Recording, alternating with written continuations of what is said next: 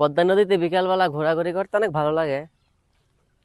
আমরা বন্ধু বান্ধব আসি ঘোরাঘুরি করার জন্য। কেউ দেখতে আসে পদ্মা নদীর ভিউ, কেউ আসে ফোনে নেট চালাইতে, কেউ আসে ঘোরাঘুরি করতে। বিকালবেলায় একটু মানুষজন আসে পদ্মা নদীতে, এছাড়া সেরকম মানুষজন দেখা যায় না পদ্মা নদীতে। দুপুরবেলা সকালবেলা কেউ সেরকম আসে না। সকাল হলেই যার যার কাজে সে ব্যস্ত থাকে। বিকালবেলা হলেই প্রাকৃতিক ঠান্ডা বাতাস, ঠান্ডা হাওয়া খাওয়ার জন্য সবাই আসে পদ্মা নদীতে। আসলে পদ্মা নদীর ঠান্ডা বাতাস খেলে এমনিতেই পরানটা জুড়ায় যায়।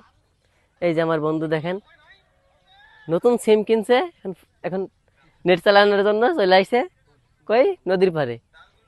চরের মানুষের এই একটাই অসুবিধা, নেট চালানোর জন্য সব জায়গায় বসে নেট চালানো যায় না, নদীর পারে আসতে হয়। না হলে যেই জায়গায় নেট পাই সেই জায়গায় বসতে হয়। যে ঘরে বসে যে আমি নেটটা চালাবো সে ব্যবস্থাই নাই। চরাঞ্চলের মানুষের কত রকমের যে দুর্ভোগ আছে, সেটা যে চরে না থাকে সে কখনো এটা নিয়ে বুঝতে পারবে না। নানান মানুষ নানান কথা বলে চরের ভিতরে বিষয়ে নানান প্রতিবেদন হয়, কিন্তু আজ পর্যন্ত চর যেরকম সেরকমই দেখলাম। যে একটু উন্নত হবে, একটু উন্নত হয় নাই।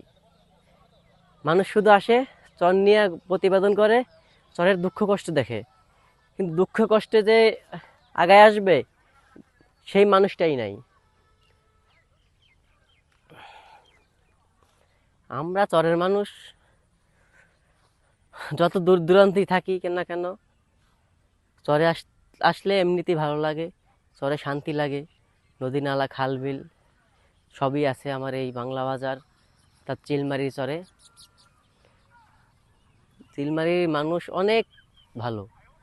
আপনাদের শহরের মানুষ থেকে আমার এই চিলমারি চরাঞ্চলের মানুষ অনেক ভালো, তাদের মনটা অনেক বিশাল।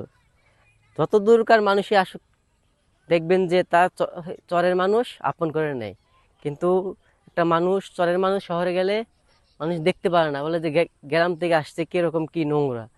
কিন্তু এদের মতো মন ভালো কারোর নাই, এদের মন সব থেকে ভালো। চরের মানুষের মন বোঝার মতো শহরের মানুষের আপনাদের এত ক্ষমতা নাই।